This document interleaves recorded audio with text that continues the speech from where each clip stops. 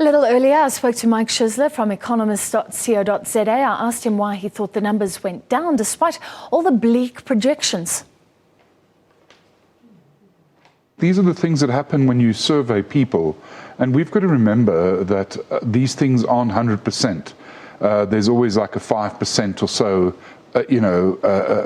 plus minus type of thing. So it's a 95% confidence level.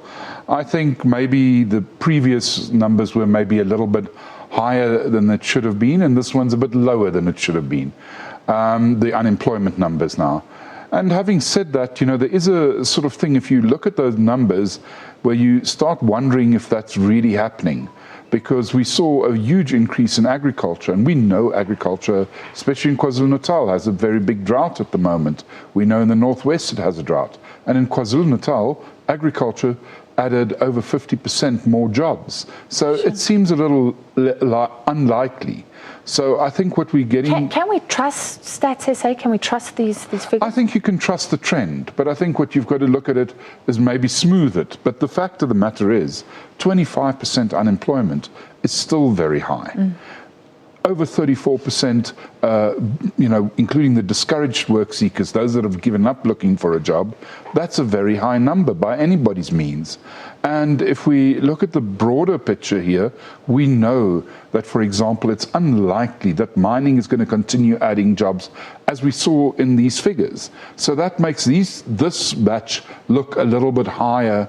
The employment figures look a little bit higher, and the unemployment figures look a bit lower than it would otherwise be. So we must see it as an exception, let's say. And a lot of jobs were created in the informal sector. That's been a controversial measure as well.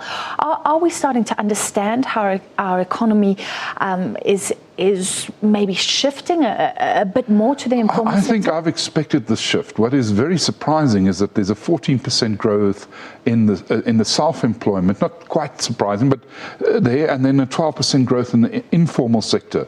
But it's surprising that that hasn't happened some time ago, that people just sit at home and say, I'm unemployed. Because we see what they call vulnerable employment these days, that is similar to the informal sector, is much higher around the world than it is in South Africa.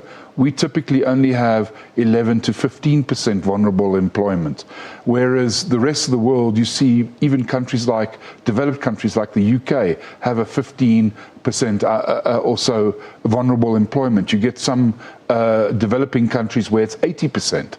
So ultimately, I think that's something that we should have expected to come up quite a while ago. What does seem to be the case is that the formal sector hasn't gone anywhere. We've seen that the employment of Asians and coloureds has not really decreased, but it hasn't increased much either. White employment has come down. But the big surprise, I think, in terms of colour, was that there was a 5% growth in African employment. And that equates over the year to over 550,000 people. But despite that, and this shows you how big the problem is, African unemployment still increased with 100,000 people. So that tells you how much we must actually grow jobs every year, because we're now 36 million adults. And when you just look back a few years, we were at 30 million. And a few years before that, we were 28 million. So you can see that growth in new people coming in. And that is exactly where our problem is. Those people under the age of 35 have a very, very high unemployment rate. And yes, those between 25 and 35 had a nice fall this time round, but nothing really happened between those that were up to 15 to 24 years. And that is the concern. So people are outside of the labour market for much longer than they should be. And very hard for young people. Yeah. Let's look at where they could find jobs. If we look at sort of the shape of our economy, government's still a big employer. Let's come back to that. But retail, we're still relying on consumption, finance. A lot of people are decrying the fact that manufacturing, we're not creating enough things, mining declining. Is this a house of cards? No, I don't think it's a house of cards, but I think some of the figures like mining are unusually high. for the environment which we're in. So that's maybe not quite the believable one.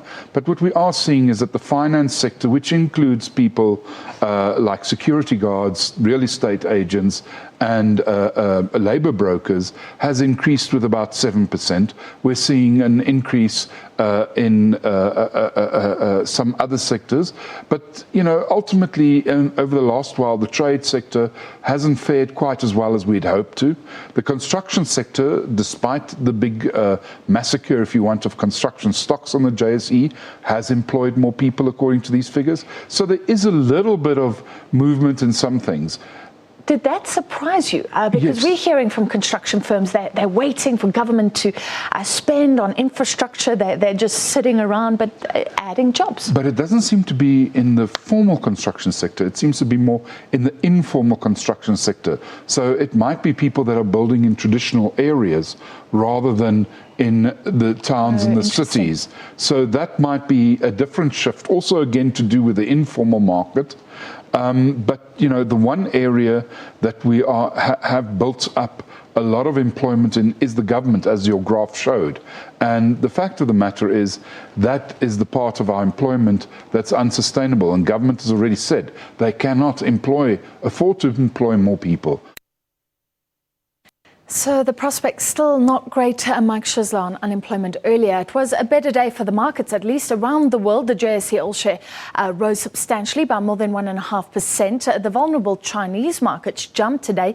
That lifted the mood. US markets were also positive ahead of a meeting of the monetary policy of the Fed Reserve, which may indicate when interest rates will rise in America. Here's a look at your main financial indicators.